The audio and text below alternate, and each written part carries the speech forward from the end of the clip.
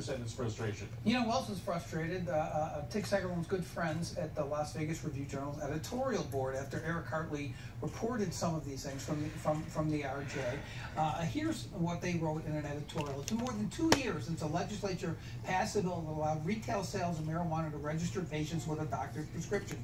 And it took 13 years for lawmakers to get that far. After voters approved medical marijuana in 2000, the legislature prohibited sales of the drug, permitting patients only to grow and possess a few plants for their personal use. That policy amounted to de facto criminalization of a drug that Americans clearly want decriminalized. The 2013 law was supposed to change that, but an unnecessarily drawn-out application and licensing process and burdensome regulations have prevented dispensaries from opening and threatened to make the product so expensive that patients will have to turn to street dealers to relieve their symptoms. Now, I think, Senator, people listening to the discussion that we've already had, methadone's okay, right? About 12 plants, 12 to 15 pounds. This thing was passed in 2000. We've had this discussion before. You tried to clarify some things in 2013. Apparently, you didn't clarify it enough. By the time this thing's up and running, you may have a Republican president who decides, unlike the Obama administration, to crack down on all these folks.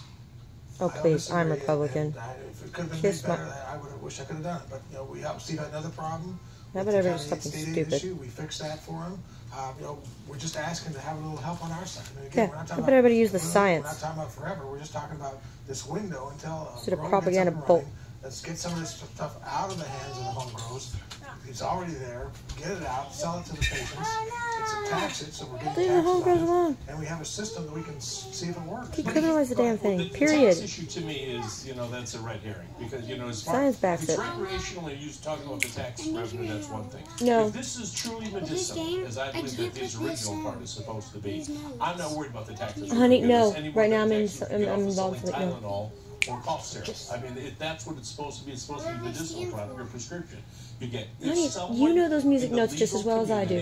Whether it's at the county or the state or metro says this procurement plan is legal, they could go ahead with it. And there is some finger pointing. Remember the ones you read already. We'll go ahead with it. The state saying we'll let the county. This is what's going on throughout this entire discussion of the county and the state pointing fingers. He mentioned, some people may not know watching, this County 8 issue. Right. And that has to do with the fact that you guys set up your own essentially zoning and licensing requirements before the state did anything. Let me remind people of this. This is from the Las Vegas Sun. See, I get both newspapers in.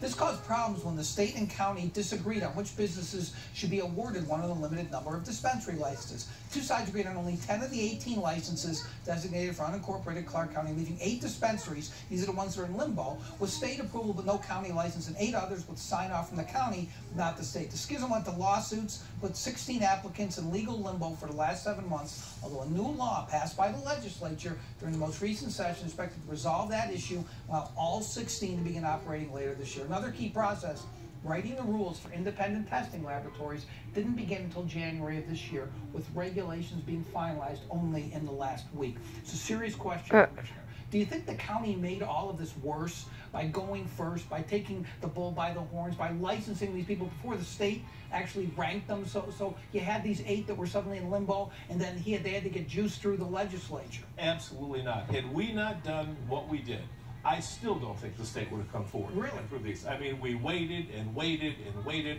asked for guidance. You're talking about it's been a decade. It would have been another decade. The county finally took the bull by the horns, as the senator said, look, let's bring them forward for suitability on special use permits. We did that, and we forwarded that to the state. We're the first one that did it. Then some of the other jurisdictions followed a little different methodology than we used. But had we not done that, I'm convinced that the state would still not have moved forward with this. You think he's right? In part he is, and that's why I say, I mean, when they did that, they jumped out there and had the courage to say, well, it's not clear who should go first, so we're going to do it. We're just going to do what's right, and that's what I'm saying now. It's not perfect. The laws can be just do what's right in different ways, but just do it. And you know, Obama's letting people out of prison because of marijuana. I mean, it's not heroin. This is a recognized medical drug. It's not going to kill anybody. It's not even as dangerous as a recognized medical drug. Why were these 8, and what was the rationale? Because Danny, turn that down now. Letting these 8 actually get licenses, the so-called County 8. Well, because in good faith, the state said the county can go first. I'm trying to record this. Please be quiet. No, I'm not doing it right now. Then in the middle of the process, they changed their mind and said, oh no, we're the ones going to pick it. And by the way, here's the ones we picked, and this is the deadline, so no one can appeal it. So then these poor 8 applicants who... No, you need to watch where you're going.